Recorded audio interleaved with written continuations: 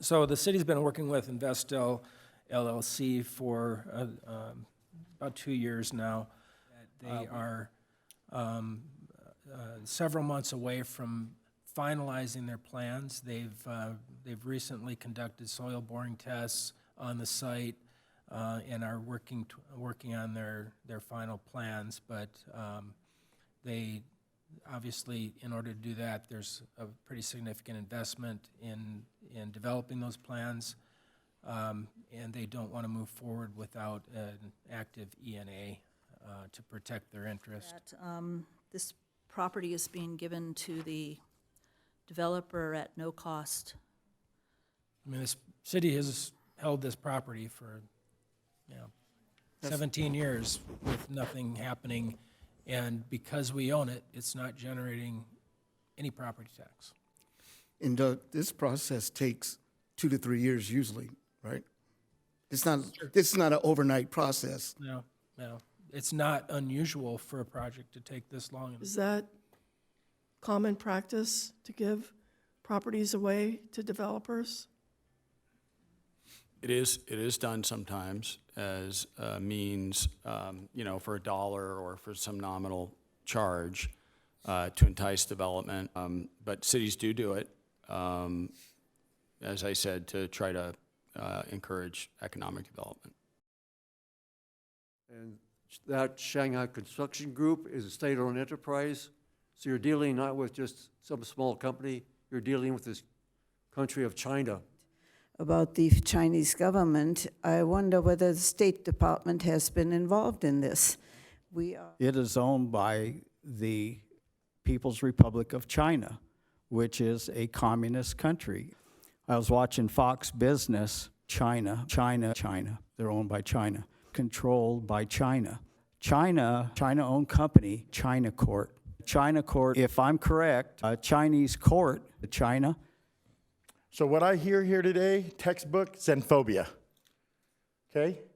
Honestly, it's not gonna hurt this city, the council, anybody in here to extend this in and give this company an opportunity. You stop this now, I got news for you. Nobody's beating down the doors for that piece of land, okay? But the businesses downtown, we're all suffering because we don't have foot traffic.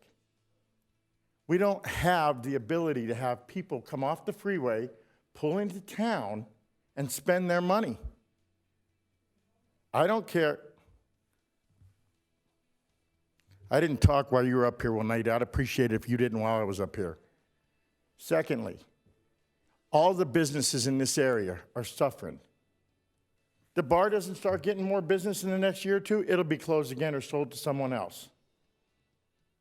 I can't open Jitters right now because I can't spend $6,000 a month out of my pocket because we don't have enough foot traffic. So instead, I sit there and I just pay for it to sit there empty in hopes that this community does something. You have to help the people that have businesses down here. We need help. It's not going to hurt anybody to continue to move forward with this to see what happens. No one's beating these doors down. All this, it's China, it's Russia, it's that, it's this. Where are the Americans walking through the door? We are the Americans in this community. There's 30,000 of us. And we keep listening to a handful of people because everybody else in this community is busy taking care of their kids, having to drive miles and miles to work. Kids are in school here 12 hours a day. They have no parent time because the families have to drive so far to go to work to get home to their kids at night. They're tired. Period. We have to do something down here. Since I've been here, since I started business here in 2015, I've watched every council make huge mistakes to turn around and have the next council either come in and undo something or try to redo something, and then another council comes in and cancels. It's normal for a city to offer incentives to a developer. That thing sits across the street there, and it's an empty lot that's ugly and doing nothing. It's worth a lot more than $1.2 million to the city. It's worth more than $2 million to the city. It's worth more than $5 million to the city. If you start looking at the physical impact of what it's going to be from the time out, most of us are senior citizens. Half of us aren't going to be here. in 10 years. So let's think about the people that are moving here and gonna be here in 10 years. This company's willing, I don't care who owns them. It's American money that's gonna be spent. It's the dollar bill that's gonna be spent here. And that's what we need. That's what the businesses in this downtown corridor need. Look at how many other restaurants are closed, how many other empty buildings we have, how many property owners we have in this town that refuse to lease their buildings because it's simply nothing more than a future investment for them or in a trust for their kids when they die. As a business owner, the Station Tap House, Jitters, the barber shop, the other restaurant that just opened up in town, we're trying, we're spending our money. I can't tell you how much money I have lost in the city of Banning since 2015. But I like this community. I've always liked this community. I had to leave for 2 years because I was dying. What did I do? As soon as I got better, I came right back. I believe in Banning. We need some growth. You don't want warehouses, you don't want this, you don't want that. We need a beautiful building across the street. We need those 80 units. Nobody said anything about affordable housing. Do we need affordable housing? We damn sure do, because guess what? We're a disadvantaged community. People here are poor. And let's remember that. Let's talk about the future, not about what's happening right now. Thank you.